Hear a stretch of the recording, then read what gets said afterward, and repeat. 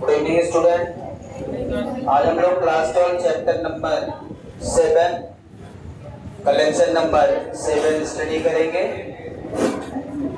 इसके पहले कल हमने बहुत इंपॉर्टेंट सर्किट सॉल्व किया था, प्योर रेजिस्टिव सर्किट।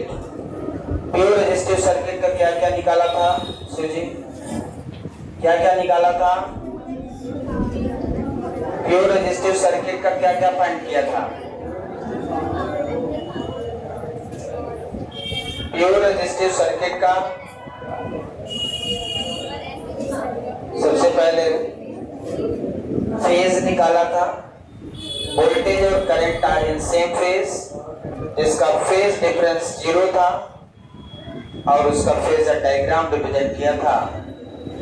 और power factor cos phi equal to 0, cos 0 equal to 1. So power factor of pure resistive circuit 1 हमेशा याद रखेंगे। And power of pure resistive circuit is Vrms Irms, P average equal to Vrms Irms। यहाँ तक हमने prove किया था। तो ये क्वेश्चन कई तरीके से पूछा जा सकता है। कभी पावर पूछा जा सकता है, कभी पावर फैक्टर पूछा जा सकता है, कभी सर्किट का वोल्टेज और करंट का फेज पूछा जा सकता है। तो कोई भी क्वेश्चन पूछा जा सकता है, आपको ध्यान रखना है। आज हम लोग जो आगे स्टडी करेंगे नेक्स्ट सेकंड टाइप के सर्किट। कल मैंने आपको बेसिक 7 काइंड के सर्किट बताए थे, जिनमें से पहले सर्किट हमने स्टडी की थी और अब दूसरी सर्किट की एनालिसिस करेंगे। आज सर्किट नंबर 2 था हमारा, circuit containing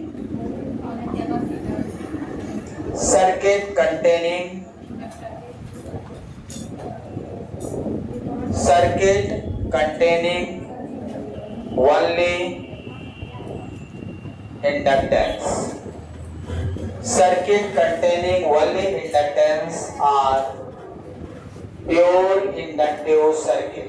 pure inductive circuit,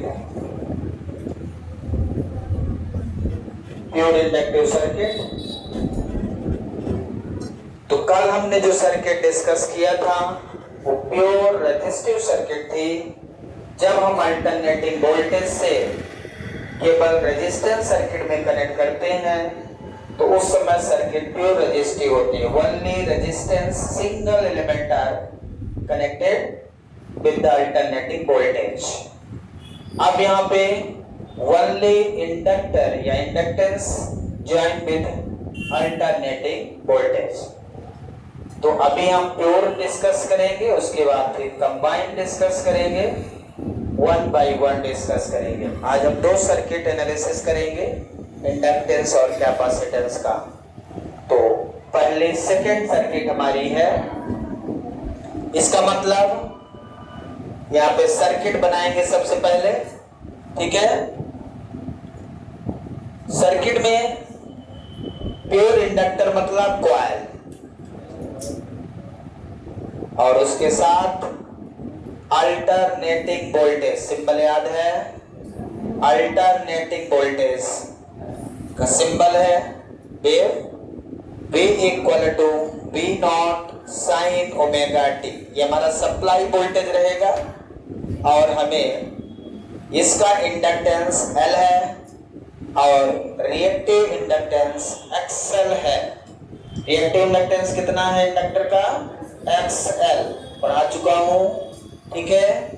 अब यहाँ पे जो सप्लाई वोल्टेज रहता है वो B equal to B naught sine omega T. किसी भी सर्किट में, अल्टरनेटिंग सर्किट में हम लोग supply voltage AC voltage apply करते हैं, तो आपको ये बताना है कि AC करंट कितनी होगी। सर्किट में करंट फ्लो हो रही है तो वोल्टेज आपका कितना है? आपका अल्टरनेटिंग वोल्टेज कितना है? B equal to B naught sine omega T.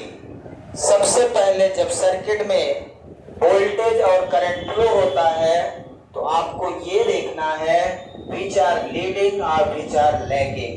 Voltage और करंट में कौन लीड कर रहा है और कौन लैग कर रहा है, सबसे पहले यही जानना है। और ये जानने के लिए आपको वोल्टेज और करंट का इक्वेशन पता होना चाहिए।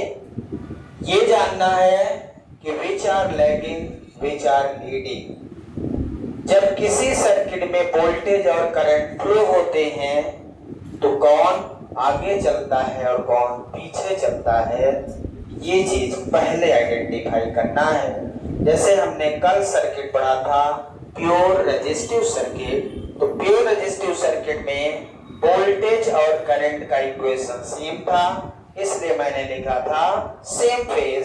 सेम फेज का मतलब ये था कि वोल्टेज और करंट साथ साथ चलेंगे।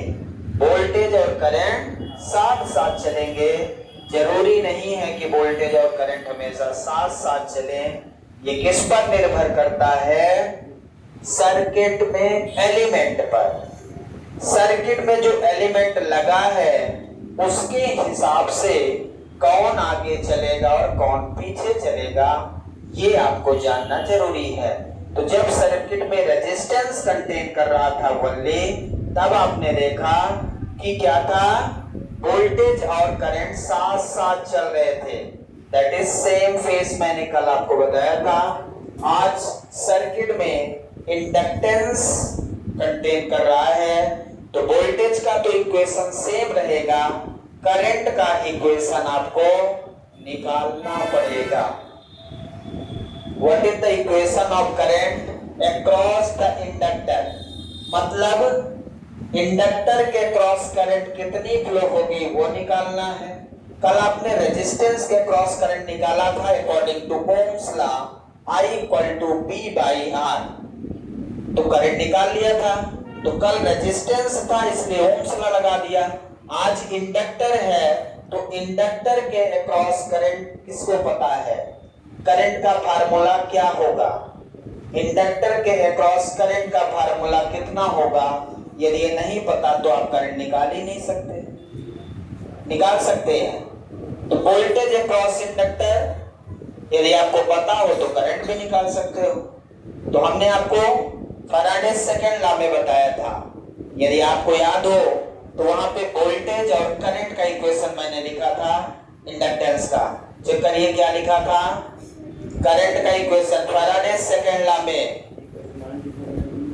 तो करंट अक्रॉस इंडक्टर क्या लिखेंगे?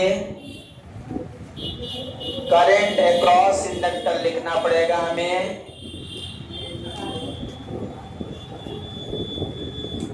फार्मूला याद है? लिखा है। देखिए आपने वहां पे ध्यान होगा, आपने लिखा था V equal to L D I by D T.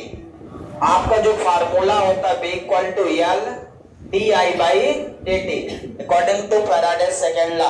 EMF is equal to potential difference V। V equal to L D I by D T में डी आई निकालना है मुझे। तो यहाँ पे डी आई इक्वल टू हम लोग लिखते हैं 1 by L V D T, और यहां से I निकालेंगे तो इधर इंटीग्रेशन करेंगे 1 by L V D T. So this is the formula of current across the inductor. This is the formula of voltage across the inductor. Inductor के cross voltage का formula ये है V equal to L D I by D T, ये हम Faraday law में पढ़ा चुके हैं। अब इसी फार्मूले से आपको करंट निकाल लेना है। यदि करंट का डिफरेंशिएशन है तो करंट निकालोगे तो वोल्टेज का इंटीग्रेशन हो जाएगा। क्लियर है फार्मूला? फार्मूला समझ में आया? कहां से आया? तो फैराडे लॉ में ये बताया था कि नहीं बताया था? नहीं बताया तो हम निकाल भी सकते हैं यहां से। मैंने निकाल दिया, समझ में आया क्या? B equal to L D I by D T, तो B by L equal to D I by D T, D T इधर ट्रांसफर हो गया तो क्या बन गया 1 by L B D T. अब डी आई है तो मुझे चाहिए क्या? मुझे I चाहिए। I का इंटीग्रेशन डी आई का इंटीग्रेशन I और इधर B D T.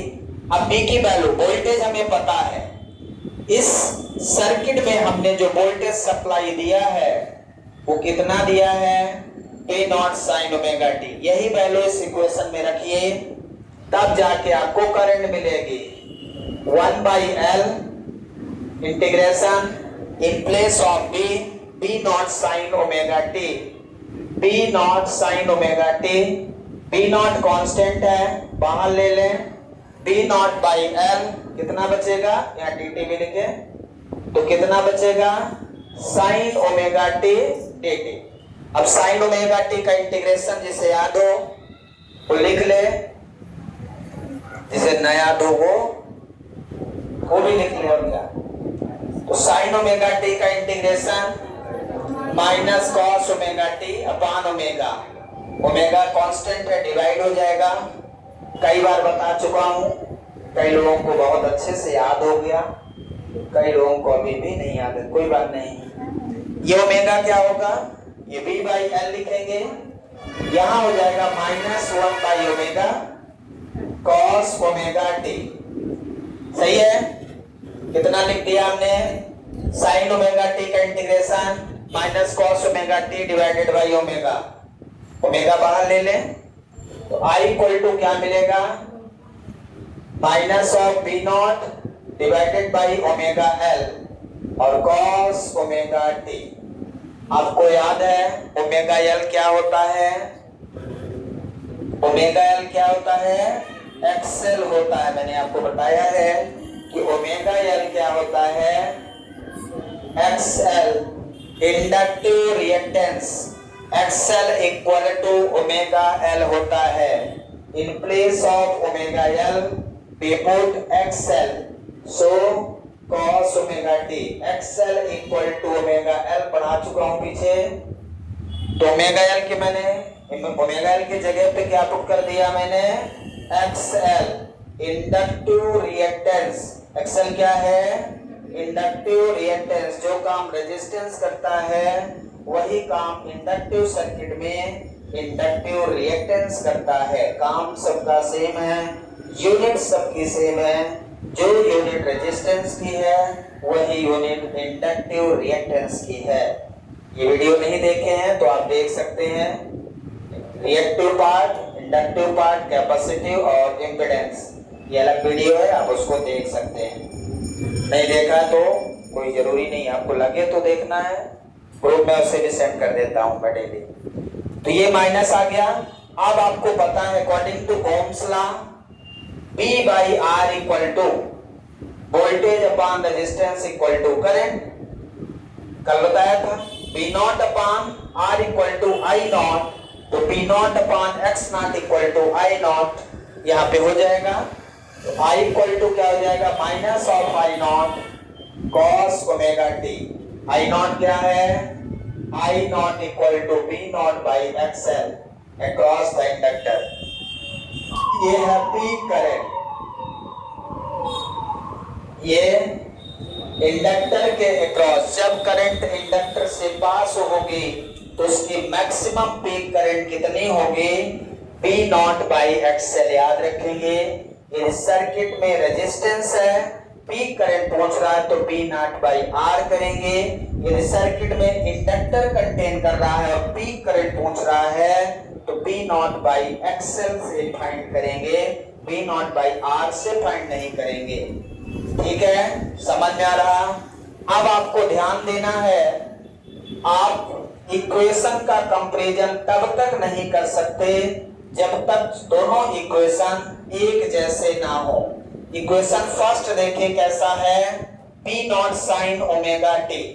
Equation first क्या लिखा है, P naught sine omega T, ये साइनोसोडल इक्वेशन है। Sign omega T term is called sinusoidal. Sinusoidal, sinusoidal बोलते हैं, साइन वेव बोलते हैं, साइन टर्म बोलते हैं, तो इसको साइनोसोडल भी बोलते हैं। तो यदि वोल्टेज का इक्वेशन साइन के फॉर्म में है तो करंट का इक्वेशन यदि साइन में नहीं है तो आप कंपेयर नहीं कर सकते। आपको ये जानने के लिए कि कौन लीड कर रहा है और कौन लैग कर रहा है, दोनों को सेम बनाना पड़ेगा। बात समझ में आ रही है। हम लोगों को सबसे पहले ये जानना है कि विच is leading, which is lagging. Pure inductive circuit में कौन आगे चलेगा, कौन पीछे चलेगा, या दोनों साथ चलेंगे, ये जानने के लिए मुझे ये साइन में है तो इसे भी साइन में बनाना पड़ेगा। तो साइन में करंट क्या आपका साइन में है, किसमें है, कॉस में। अब कोई फार्मूला ऐसा जो कॉस साइन में बदल जाए, जब तक साइन में बदलेगा नहीं तब तक आप कंपेयर नहीं कर सकते, ये ध्यान रखना है। जब तक साइन में नहीं बदलेगा तब तक आप कंपेयर नहीं कर सकते, और जब तक कंपेयर नहीं कर पाओगे तो रिजल्ट आपका 0 रहेगा। ठीक है, तो क्या करें कि ये साइन में बदल जाए। आपने पढ़ा है sine 90 plus theta cos theta, क्या पढ़ा है, sine 90 plus theta cos theta, bio वाले भी पढ़े हैं, कोई दिक्कत नहीं है। Sine 90 plus theta cos theta, लेकिन आपको कॉस थीटा नहीं चाहिए, आपको चाहिए माइनस कॉस थीटा। क्या माइनस के लिए आपको अलग फार्मूला लगाना पड़ेगा। आपको ऐसा फार्मूला ढूंढना है जो माइनस कॉस थीटा दे। तो sine 90 plus theta cos theta, sine 90 minus theta cos theta, चाहे 90 प्लस थीटा करो चाहे माइनस करो, मिलेगा result cos theta, minus sine theta नहीं मिलेगा। मतलब आपको यहाँ पे माइनस चाहिए, sine 90 plus theta, second quadrant में sine positive cos theta, sine 90 minus theta cos theta, आपको चाहिए माइनस कॉस थीटा। समस्या बहुत ज्यादा जटिल है, इतना आसान नहीं कि आप समझ पाए। साइन 90 प्लस थीटा से भी कॉस थीटा मिल रहा, साइन 90 माइनस थीटा से भी कॉस थीटा मिल रहा, तो माइनस कॉस थीटा कब मिलेगा। हम थीटा माइनस 90 कर दें, क्या दिक्कत है, अब तो सीधा सीधा मिलेगा नहीं, अब उल्टा ही करना पड़ेगा। तो चेक कर लेते हैं एक बार क्या होगा। एक बार चेक करेंगे कि साइन, देखिए 90 माइनस थीटा और 90 प्लस थीटा में तो मिलना नहीं है, तो हम क्या कर लें, sign theta minus 90, sign theta minus 90 को ऐसा बनाओ कि साइन, इससे माइनस कॉमन लो, इससे माइनस कॉमन लेंगे तो अंदर बचेगा 90 माइनस थीटा। हमने कुछ अच्छा बनाया, जिसको समझ में आ जाए तो अच्छी बात, ना समझ में आए तो कोई बात ही नहीं, सीधा सीधा पेपर में आएगा तो ना करना, बहुत करने की जरूरत नहीं है, प्रयास करेंगे समझने का तो समझ में आएगा। अदरवाइज ये इतना आसान नहीं कि आप सोच रहे हैं कि सर समझा रहे हैं हम समझ जाएं। साइन थीटा माइनस, हमने देखा साइन 90 माइनस थीटा या साइन 90 प्लस थीटा से कॉस थीटा मिलता है, माइनस कॉस थीटा नहीं मिलता, तो हमने उल्टा कर दिया, थीटा माइनस 90 कर दिया, कोई दिक्कत, सीधा से मिल नहीं रहा। अब इससे दोनों से माइनस कॉमन ले लिया, क्या माइनस कॉमन लिया, तो थीटा जो प्लस था वो माइनस में हो गया, जो 90 प्लस में माइनस में था वो प्लस में। अब साइन ऑड फंक्शन होता है, कैसा फंक्शन होता है, ऑड फंक्शन होता है। ऑड का मतलब है sine minus theta equal to minus sine theta, fourth quadrant में है, sine minus theta equal to minus sine theta, fourth quadrant. ठीक है, ऑड फंक्शन और इवन फंक्शन दो फंक्शन होते हैं, यदि कॉस माइनस थीटा हो तो कॉस थीटा होता है, इवन फंक्शन है, साइन माइनस थीटा हो तो माइनस साइन थीटा होता है। ये दोनों फोर्थ क्वाड्रेंट में, फोर्थ क्वाड्रेंट में कॉस पॉजिटिव, एस्टिक ध्यान देंगे तो एस्टिक से कॉस पॉजिटिव साइन नेगेटिव, तो माइनस थीटा मतलब फोर्थ क्वाड्रेंट। टिग्नोमेट्री जैसे नहीं आती है उससे फिजिक्स बहुत कम बनेगी, जब 10th में टिग्नोमेट्री टीचर पढ़ाते हैं तो लगता है कहाँ पढ़ा रहे हैं, इसका कोई काम नहीं, उसी का काम है। अब मैं फिजिक्स पढ़ा रहा हूं तो आगे आने वाले समय इसी का काम है, अभी ध्यान नहीं देंगे फिर यही काम आएगा, फिर लगेगा अरे यार काश पढ़ लिए होते। अब ध्यान से देखिए, यहाँ प्रॉपर्टी लगा दी है वाली, साइन माइनस थीटा, इसको पूरा माइनस और ये पूरा थीटा मान ले तो माइनस बाहर आ जाएगा, माइनस कहाँ आएगा, बाहर, क्या हो गया, साइन 90 माइनस थीटा कितना बन गया, ये sine minus theta equal to minus sine theta और sine 90 minus theta equal to cos theta. Sine 90 minus theta equal to मिल गया ना, माइनस बाहर और कॉस थीटा। आपको क्या चाहिए था? आपको चाहिए था माइनस कॉस थीटा। अब मैं क्या लिख सकता हूं इसमें? I equal to minus I naught sine omega T को क्या लिख सकता हूं? ध्यान से देखिए, I naught sine theta minus 90, theta मतलब ओमेगा टी माइनस 90 मतलब pi by 2। So this is the equation number second. अब आप देख सकते हैं इक्वेशन फर्स्ट भी साइन में है और इक्वेशन सेकंड भी साइन में आ गया। इस इक्वेशन को मैंने इस टर्म में कैसे लिखा ये आपको पता होना चाहिए। इस इक्वेशन को मैंने इस टर्म में लिखा, समझ में आया क्या? माइनस कॉस ओमेगा टी को माइनस कॉस थीटा की वैल्यू किसके बराबर है? साइन थीटा माइनस 90, थीटा मतलब omega T, sine omega T minus pi by 2। यहां तक लिखना पड़ेगा आपको, देख के I equal to I naught sine omega T minus pi by 2। ठीक है, क्लियर है? इक्वेशन फर्स्ट और इक्वेशन सेकेंड में दोनों टर्म साइन में आ चुके हैं। अब यहां से देखकर हम ये बता सकते हैं which is leading which is lagging. इन दोनों में कौन सा लीडिंग है और कौन सा लैगिंग है हम तब बता सकते हैं जब दोनों साइन में हो। यदि एक साइन में है दूसरा कॉस में है तो कंपेयर नहीं किया जा सकता। पहला काम उसको दोनों को साइन में बनाओ या दोनों को कॉस में बनाओ। इससे क्वेश्चन भी आते हैं न्यूमेरिकल्स, तो हम क्या है डायरेक्ट लिख देते हैं और गलत रहेगा, क्योंकि हम दोनों को सेम जब तक नहीं बनाएंगे तब तक आंसर कभी सेम आएगा ही नहीं। क्योंकि साइन का यदि ग्राफ बनाओगे तो दूसरा होगा, कॉस का ग्राफ बनाओगे तो दूसरा होगा। तो इस तरह से हम पहले दोनों का सेम कर लेते हैं।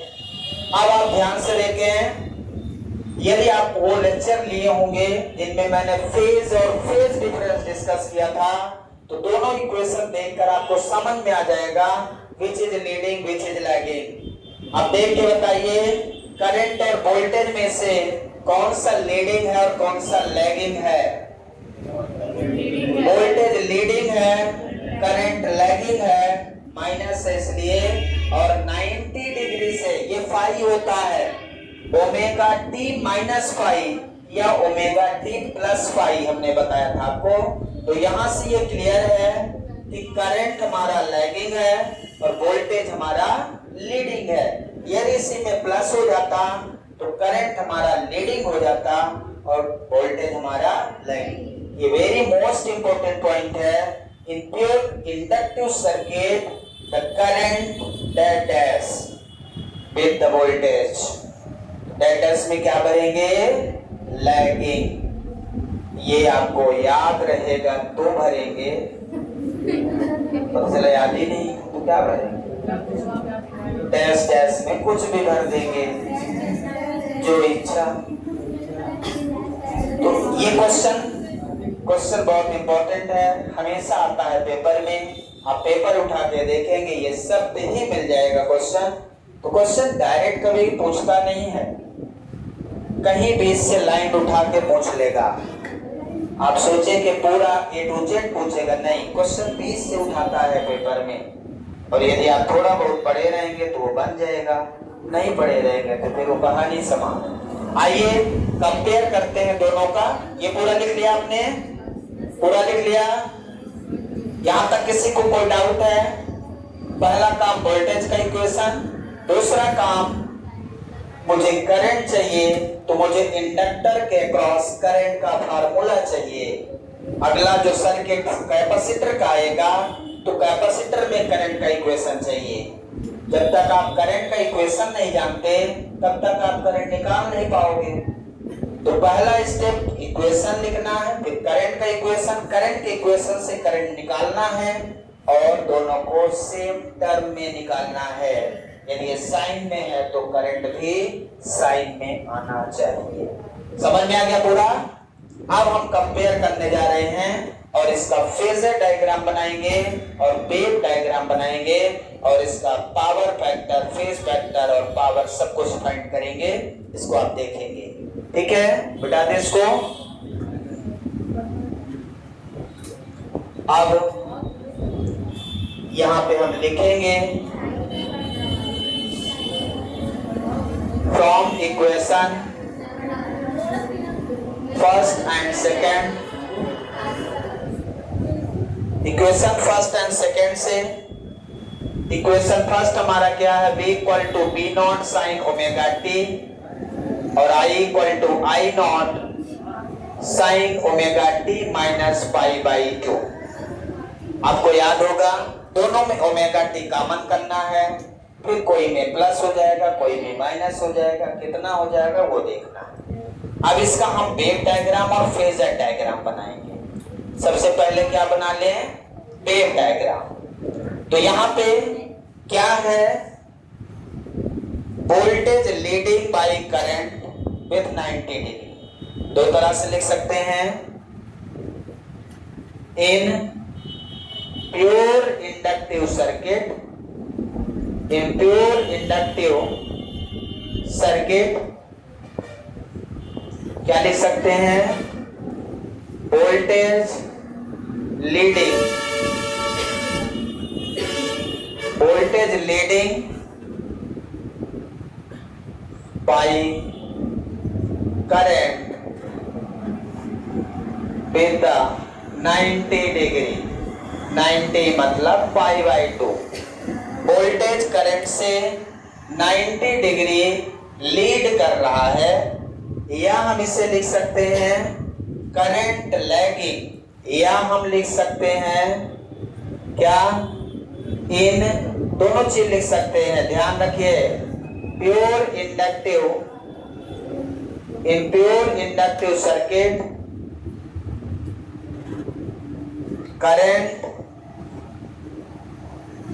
Lagging, current lagging by voltage with 90 degree. ठीक है? या तो हम लिख सकते हैं कि voltage leading by current with 90 degree, voltage current से 90 डिग्री आगे है, या लिख सकते हैं करंट वोल्टेज से 90 डिग्री पीछे। दोनों चीज लिख सकते हैं। या तो लिखते हैं वोल्टेज करंट से 90 डिग्री आगे है, या लिखते हैं करंट वोल्टेज से 90 डिग्री पीछे है। दोनों चीज लिख सकते हैं आप। क्वेश्चन कोई भी इनमें से पूछा जा सकता है। टर्म दोनों याद रखेंगे। क्लियर है? अब इसका डायग्राम बना दें, वेव डायग्राम और फेजर डायग्राम।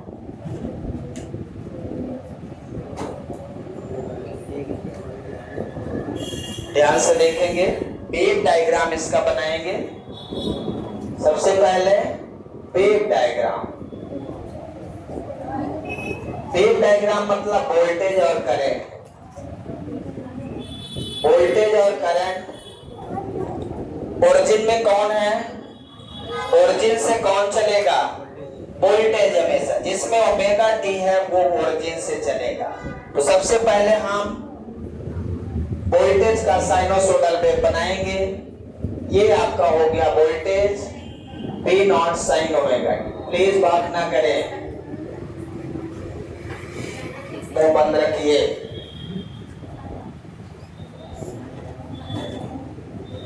कितना हो गया? P equal to V naught sine omega T मैंने बनाया है। अब इसमें करंट बनाना है। तो करंट कहां से शुरू होगा? नीचे से। नेगेटिव है मतलब करंट लैगिंग है, तो ये नीचे से स्टार्ट होगा।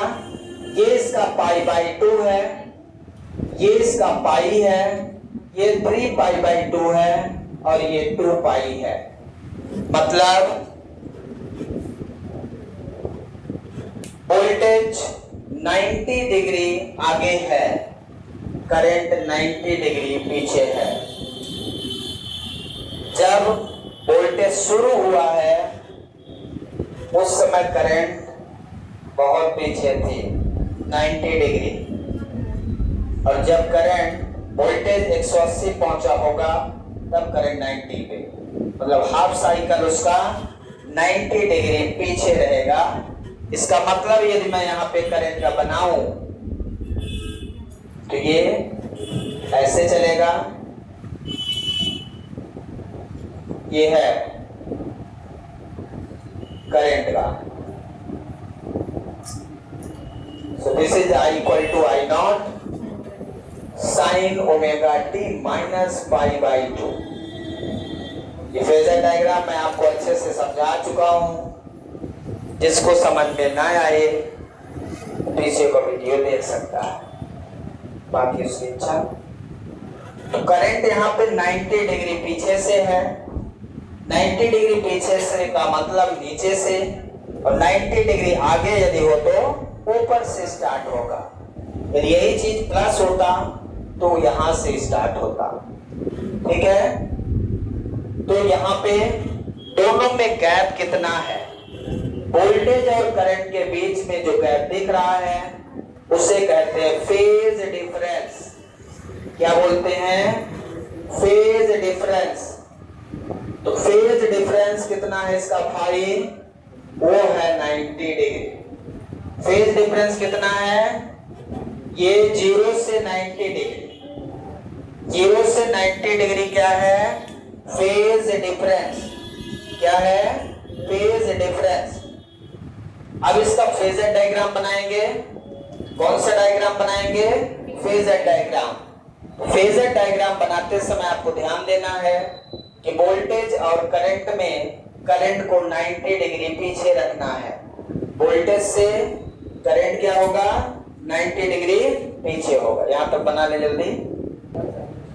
तो इसका फेजर डायग्राम बनाते हैं। क्या बनाते हैं? Phasor diagram. फेजर डायग्राम इधर बना देते हैं।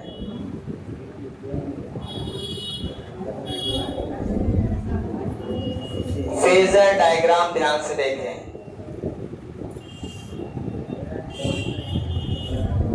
फेजर डायग्राम एक तो हम डायरेक्ट बनाते हैं। डायरेक्ट का मतलब ये हमारा वोल्टेज को रिप्रेजेंट करता है। इसको सीधा जो ओरिजिन पे है वो सीधा रहेगा। अब ध्यान से देखें, इस डायग्राम को देखकर करंट नीचे जाएगा कि ऊपर? करंट नीचे बनेगा कि ऊपर बनेगा? नीचे की ओर। कितना डिग्री? 90। तो यदि ये वोल्टेज का इक्वेशन है तो वोल्टेज का फेस ये हो गया, तो करंट का फेस नीचे जाएगा और यहाँ पे जो एंगल होगा वो होगा 90 degree. So this is the phasor diagram. यदि यही करंट ऊपर से चालू होती तो इसको मैं ऊपर की ओर बना देता। करंट को, जो हमारा वोल्टेज साइन ओमेगा टी के साथ है वो पैरेलल टू एक्सिस रहेगा। अब उसमें करंट ऊपर बनेगा कि नीचे? जब हमने वोल्टेज को फिक्स कर लिया तो करंट लैगिंग है तो नीचे बना दिया, लीडिंग है तो ऊपर बना दिया। अब यदि इस डायग्राम को हम रिफरेंस एक्स वाई एक्सिस में रिप्रेजेंट करें तो कैसा करेंगे? ध्यान से देखें। जब हम एक्स वाई एक्सिस में रिप्रेजेंट करते हैं इसको, एक्स एक्सिस वाई एक्सिस, ये भी फेजर डायग्राम है, ये भी फेजर डायग्राम बनने जा रहा है। तो आपको ध्यान देना है कि सबसे पहले एक्स एक्सिस से हमेशा वो टर्म लेते हैं जिसमें ओमेगा टी है। तो मैं ओमेगा टी एंगल शुरू में किसमें है? B equal to sine omega T, जो फिक्स है, केवल ओमेगा टी है। तो आपको एक्स एक्सिस से ओमेगा टी एंगल पे, ये हमारा ओमेगा टी एंगल है और ये हो गया वोल्टेज का फेज। क्या हो गया? वोल्टेज का फेज। अब वोल्टेज का फेज बनाने के बाद आपको जब करंट का फेज बनाना है तो वोल्टेज से 90 डिग्री पीछे दिखाना है। 90 डिग्री पीछे का मतलब इस लाइन का 90 बना दो। इस लाइन का 90 यहां बनेगा, मतलब ये यहां पे कितना बनेगा एंगल? 90 डिग्री। ये हो जाएगा 5 पाई बाई 2 और ये रिप्रेजेंट कर देगा करंट। क्लियर है? ये वोल्टेज का पीक हो जाएगा V नॉट और इधर करंट का पीक रहेगा I नॉट। ठीक है ना? इस तरह से बन जाएगा फेजर डायग्राम। क्लियर है? समझ में आया क्या? तो फेजर डायग्राम को अच्छे से बना लें, समझ में जहां पे आ जाए। क्लियर है सभी को? वोल्टेज और करंट के बीच में वोल्टेज आगे चलेगा और करंट पीछे चलेगा। ये जो मोशन होता है ये हमेशा एंटी क्लॉकवाइज मोशन होता है। कैसा मोशन होता है? एंटी क्लॉकवाइज में एंगल पॉजिटिव, मतलब इसको यदि ध्यान दे तो एक्सिस से आगे जो है वो आगे चलेगा, तो वोल्टेज आगे और करंट पीछे, वोल्टेज आगे और करंट पीछे। यही सर्किट यदि कैपेसिटिव होती तो उसमें जस्ट रिवर्स बनेगा, उसमें करंट 90 डिग्री आगे चलेगा, तो यही चीज 90 इधर बन जाएगा और ये जो डॉट डॉट है ऊपर से हो जाएगा, ये करंट ऊपर हो जाएगी, जस्ट रिवर्स हो जाएगा कैपेसिटिव सर्किट में। तो इसमें करंट 90 डिग्री लैग करती है और कैपेसिटर में करंट 90 डिग्री लीड करती है। वो आगे हम पढ़ेंगे जब, तो क्लियर हो जाएगा। फेजर डायग्राम बना लिया? बन गया। अब हम निकालेंगे अगला, क्या निकालेंगे? वेव डायग्राम के बाद फेजर डायग्राम, फेजर डायग्राम के बाद क्या फाइंड करते हैं? Power factor. अगला हम फाइंड करेंगे पावर फैक्टर। कल हमने पावर फैक्टर को डिफाइन किया था, आज हम डायरेक्ट लिखेंगे, आज डेफिनेशन नहीं लिखेंगे। तो पावर फैक्टर इक्वल टू क्या फार्मूला होता है? cos phi. Power factor equal to cos phi. और यदि आपको फाई पता हो, फाई क्या है? Phase difference. फाई क्या है? Phase difference. फेज डिफरेंस हम निकाल चुके हैं, कितना आ चुका है फेज डिफरेंस? 90 डिग्री। तो फाई इक्वल टू यदि हम 90 डिग्री रख दें तो आपको पावर फैक्टर कितना मिल जाएगा? cos 90। cos 90 मतलब पाई बाई 2 और cos 90 कितना होता है? 0। कितना होता है? 0। तो प्योर इंडक्टिव सर्किट का पावर फैक्टर कितना होता है? ये भी क्वेश्चन है, ध्यान रखना है।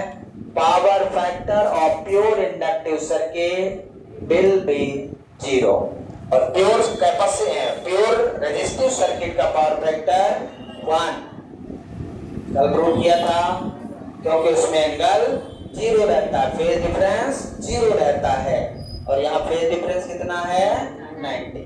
यही चीज प्योर कैपेसिटिव में भी आएगा, एंगल 90 डिग्री रहेगा, वहां भी पावर फैक्टर 0 ही रहेगा। तो ये हमें याद रखना है, यही क्वेश्चन रहेंगे पेपर में, यही ऑब्जेक्टिव में पूछेगा कि what is the power factor of pure inductive circuit and pure capacitive circuit और प्योर रेजिस्टिव सर्किट। ठीक है? तो आपको ये याद रखना है और क्या ध्यान रखना है? इसमें से कौन लीडिंग करेगा, कौन लैगिंग करेगा, लिख लिया आपने यहाँ तक। अब हम लास्ट इसमें पावर फाइंड करने जा रहे हैं। क्या फाइंड करेंगे? पावर फाइंड करेंगे। ये क्वेश्चन है, सोचिएगा नहीं कि 2 क्वेश्चन है, ये एक हेडिंग एक ही क्वेश्चन रहेगा और ये 3 मार्क्स का रहेगा। कितने मार्क्स का? 3 मार्क्स का। और जब 4 मार्क्स का आएगा तो तीनों कंबाइन आएंगे, RLC, तीनों कंबाइन होके 4 मार्क्स का एक क्वेश्चन हर साल आता है। तो RLC हमेशा आएगा और सारी चीजें निकालनी पड़ेगी। अभी जब 1 by 1 आपको समझ में आएगा तब जाके RLC समझ में आएगा। RLC इतना इजी नहीं है जितना आप समझ रहे हैं। जब आप सिंगल, ये सबसे टफ टॉपिक है पूरी फिजिक्स में, क्योंकि ये क्लास मिस तो कहानी खत्म, AC खत्म। AC मतलब समझ रहे हैं? आपकी अल्टरनेटिंग। आप जो एक दिन आते हो एक दिन नहीं आते, आप भी तो अल्टरनेट आते। ये अल्टरनेट है, ये आपको खत्म कर देगा। चलिए अब हम निकालेंगे पावर। या तो आप इसके पिछले वीडियो पूरे देखें तो ये पूरा क्लियर समझ में आएगा। अदरवाइज ये कहानी खत्म कर देता है। अब हम फाइंड करेंगे क्या? पावर। अब हम फाइंड करेंगे इसका पावर। किसका पावर? प्योर इंडक्टिव सर्किट का पावर निकालेंगे। जो सर्किट में करंट और वोल्टेज आगे की ओर बढ़ रहे हैं तो उनका पावर कितना होगा, जैसे आपने कल फाइंड किया था रेजिस्टेंस का, उसी तरह से आपको फाइंड करना है। कल का एक्सप्रेशन जैसे किया था बिल्कुल सिमिलर। तो आइए पहले फार्मूला लिखें।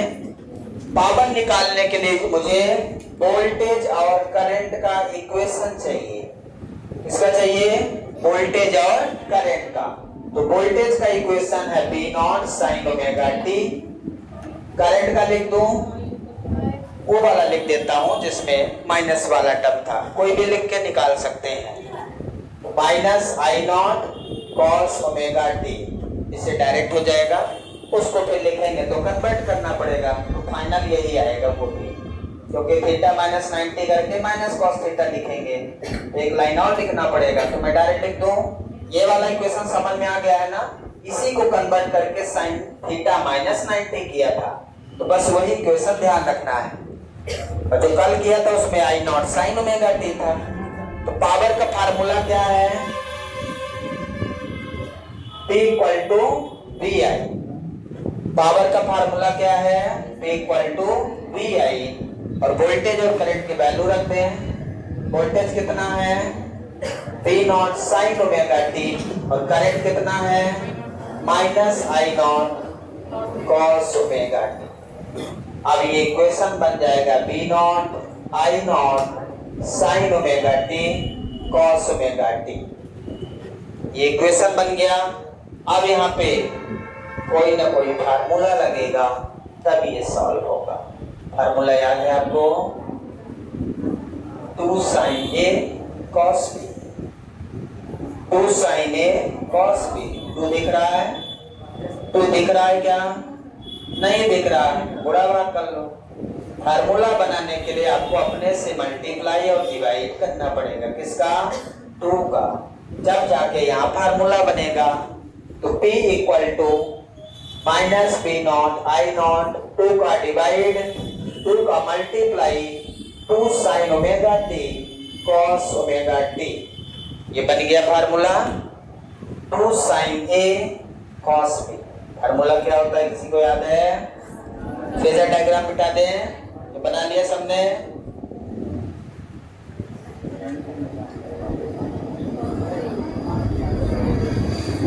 हाँ, फार्मूला किसी को याद है? 2 sine A cos B, sorry 2 sine A cos A।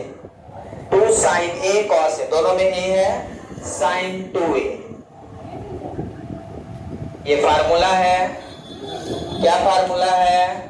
2 sine A cos A equal to sine 2A। दोनों में थीटा सेम है, थीटा अलग है तो उसका भी फार्मूला है, बट यहाँ पे सेम फार्मूला है, दोनों में थीटा सेम है। ये फार्मूला लगा दे यहाँ पे, तो पावर का फार्मूला कितना मिल जाएगा? Minus P naught I naught divided by 2 sine 2 omega T. अब मुझे क्या निकालना है?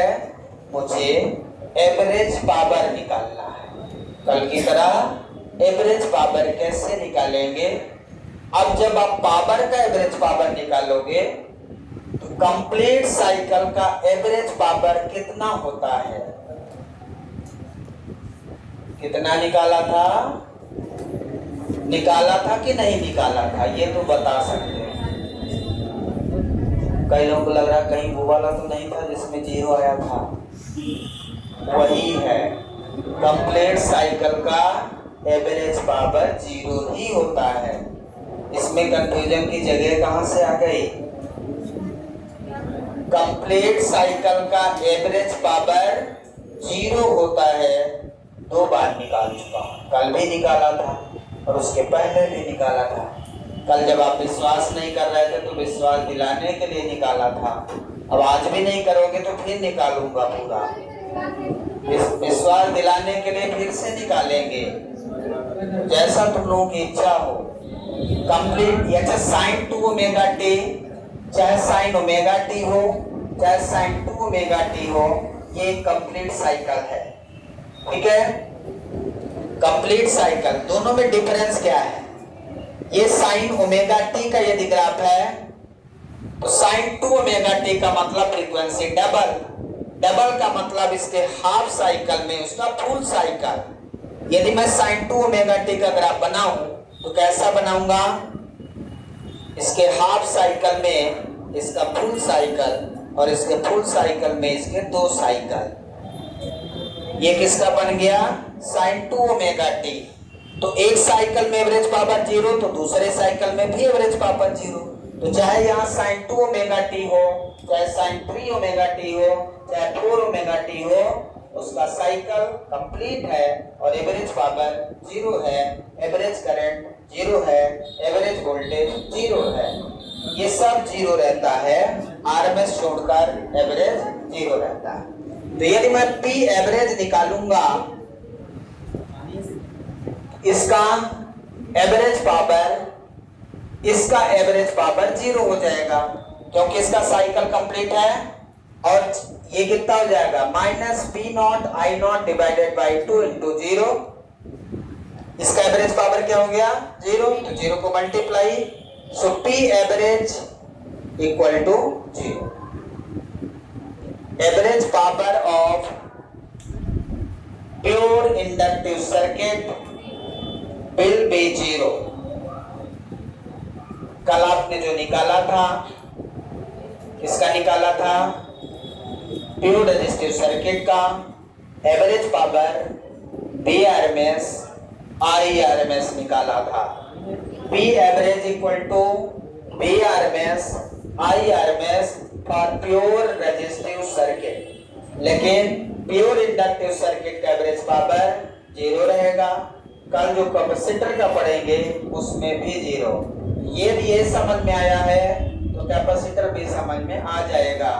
और resistance, capacitance, resistance, inductance, capacitance तीनों के कंबाइन होंगे, वो भी तब समझ में आएगा जब तीनों बनेंगे। ठीक है, क्लियर है?